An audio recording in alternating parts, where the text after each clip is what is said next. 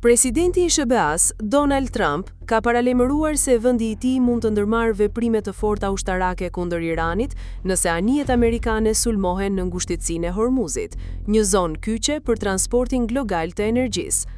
Në një intervistë për Fox News, ai theksoi se SBA ka kapacitete të avancuara ushtarake dhe baza të shpërndara në mbar botën, të gatshme për t'u përdorur në çdo moment nëse lind nevoja.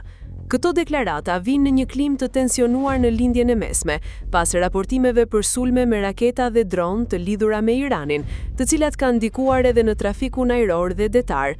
Sipas komandës qendrore të SBA-s, CENTCOM, forcat amerikane kanë ndërhyrë për të neutralizuar kërcënime të menjëhershme, duke shkatruar mjete detare dhe duke kapur raketa e dron të lëshuar nga Irani. Tensionet janë reflektuar edhe në terren, veçanërisht në Emiratet e Bashkuara Arabe, ku janë raportuar sulme ndaj objekteve energjetike. Autoritetet njoftuan se disa raketa dhe dron u neutralizuan nga mbrojtja ajrore, ndërsa situata më pas u vu nën kontroll. Zhvillimet në gjirin persik tregojnë një situatë të brisht sigurie, ku çdo incident mund të ndikojë jo vetëm në stabilitetin rajonal, por edhe në tregjet globale të energjisë dhe transportin ndërkombëtar.